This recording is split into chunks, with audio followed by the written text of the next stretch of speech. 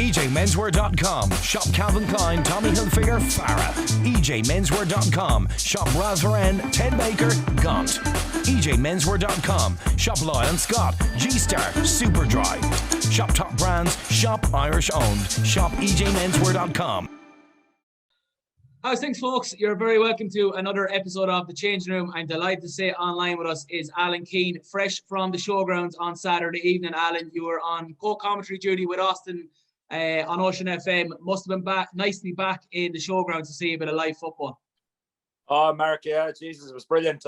Just the buzz going back in, albeit there was no fans there. It was very, very weird, but it was good to be there. And I was doing co-commentary with Austin on Ocean FM, and it was good.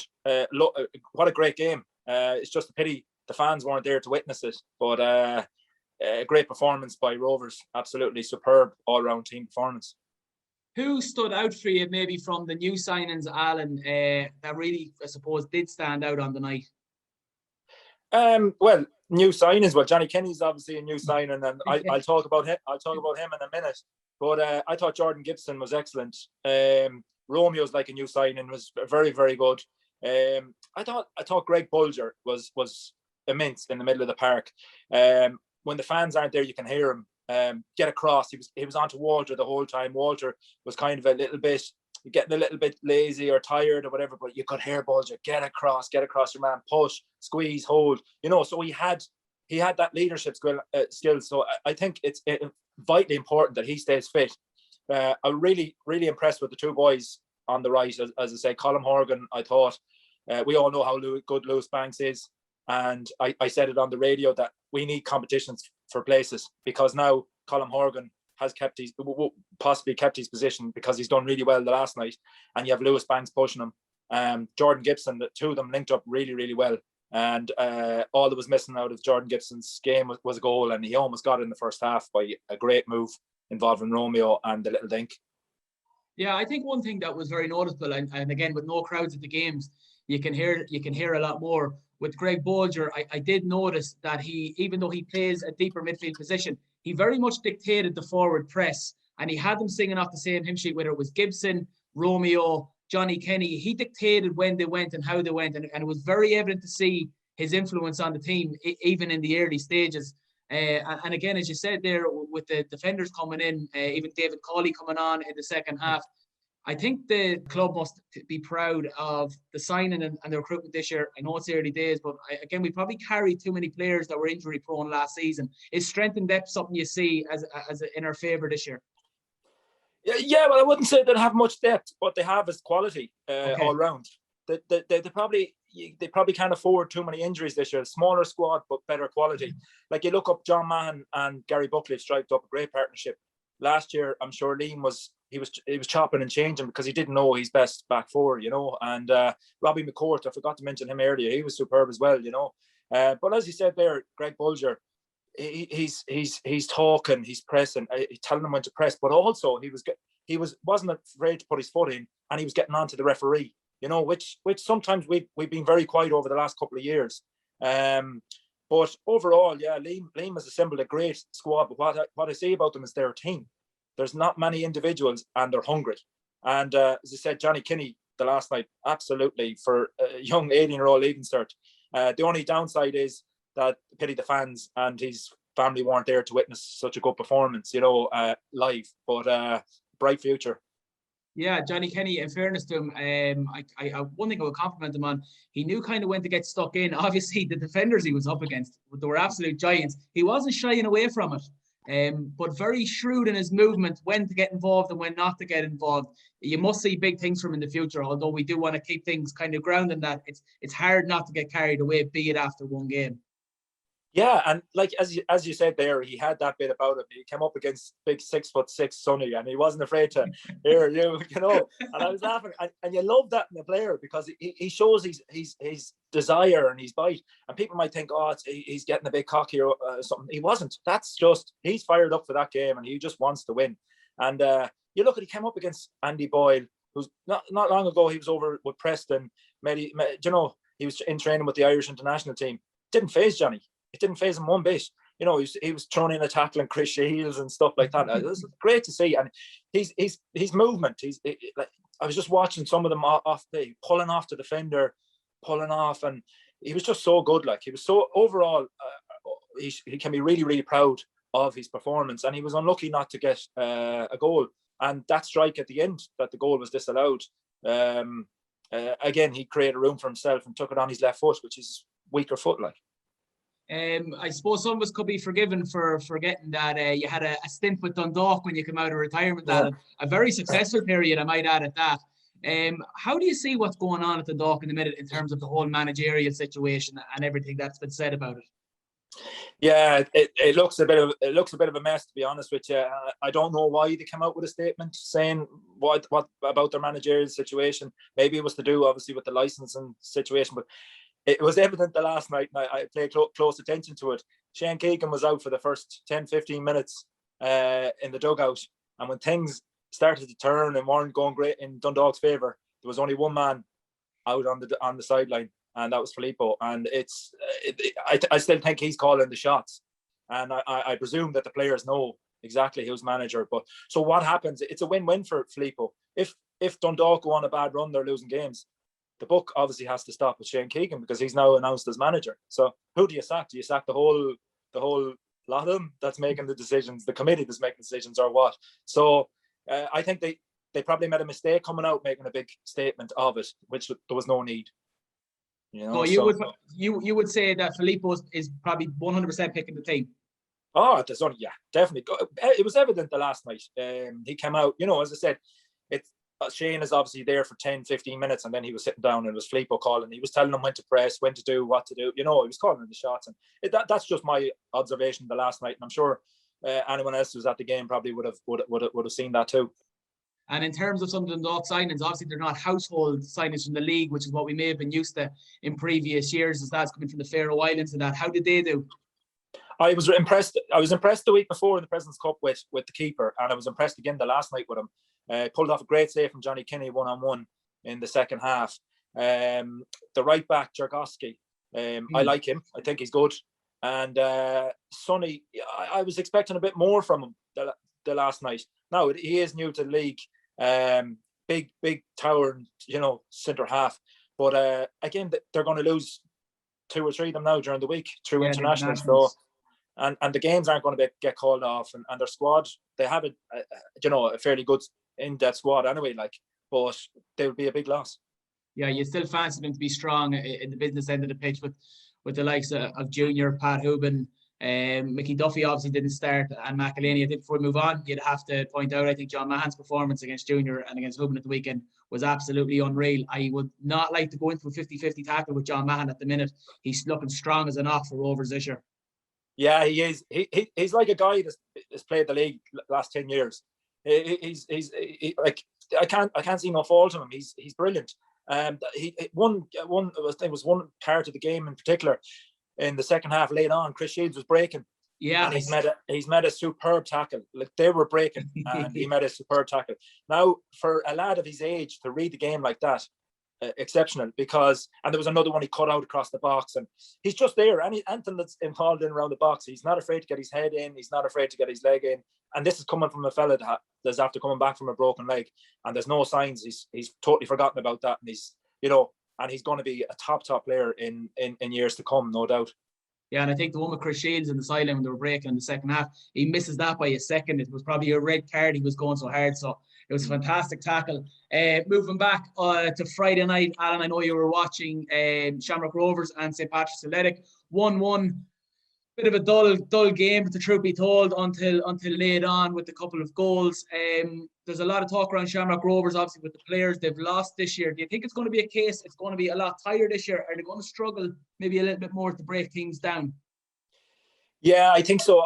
I thought Shamrock Rovers would proper kick on this year, and which they have signed some good players, but the areas they're lacking, they've obviously lost McAniff and Jack Byrne. And for me, them two used to, the amount of goals they had between them, and also unlocking teams' defenses that sit in tight against them.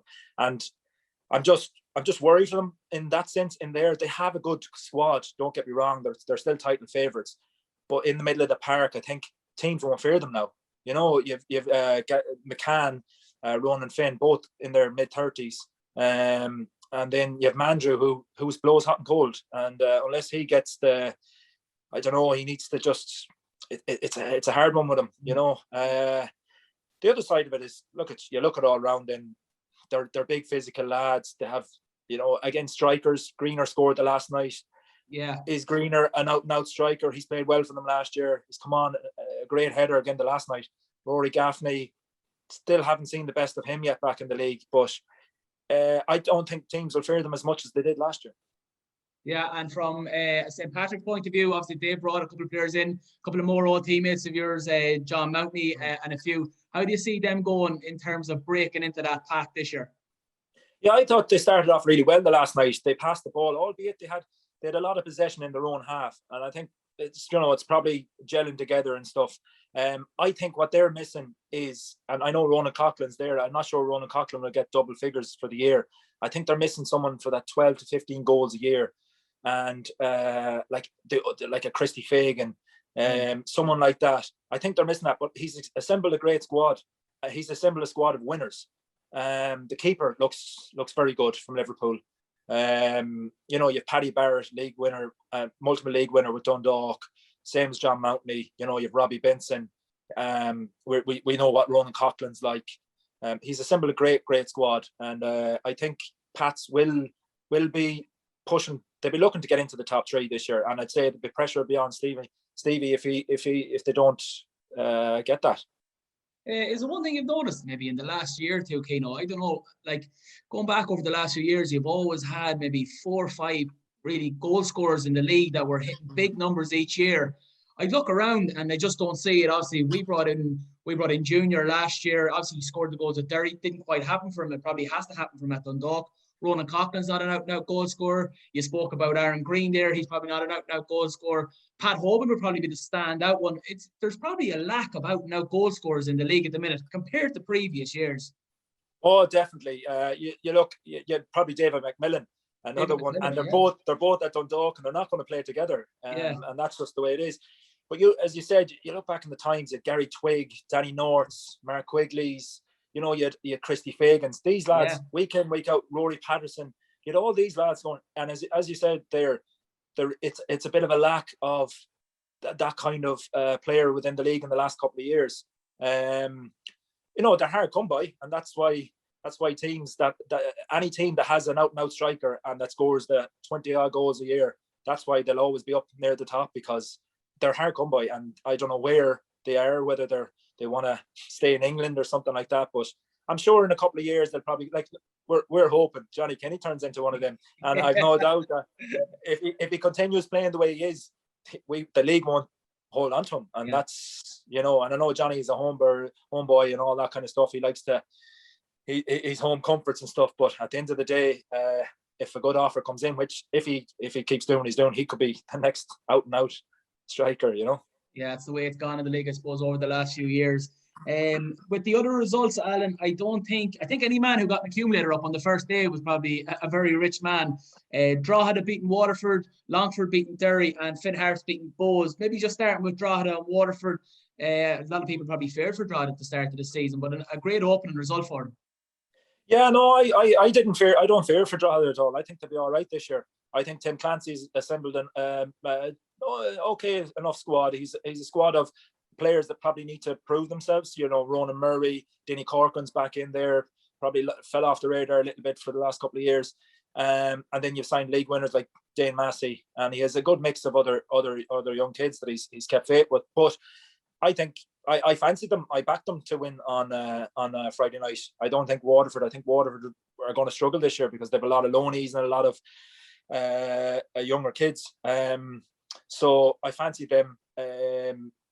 Going on to the Finn Harps, Bowes, I was shocked. You know, you can't judge anyone away at Ballymofado, can you? We've all had bad days up there. Yeah, but like we when I was doing the commentary, it was coming through some there was coming through the radio about different highlights of the game and stuff, and apparently Bowes absolutely battered them, you know, and they and there was a penalty decision given against them, and they by all accounts, Ali Horgan on his interview, I heard it afterwards, and he said they were blessed. And I think that's the look that I'd love to see Ollie getting, because every year I think they'll be all right this year. Yeah. You know, a lot of experience. But the shock of the weekend for me was definitely Longford getting the 3 points against Derry. Yeah. Who would have thought after the first round of league games that the table's like it's upside down? You know, you have Longford, you have Drogheda, and then it's crazy, and Finn Harps. So. Is that a sign of things to come for the season, Alan? Is it just going to be literally every week? It's just going to be up and down? I know. I think I always wait 5-6 games in until the league settles and players settle into the league. I think you'll see teams you see teams getting their shapes, and I think Longford will be. They're going to struggle, I think, this year. Them and Waterford, I think, are going to be down there. I just think they don't have a good, strong enough squad. A couple of injuries and they're gone.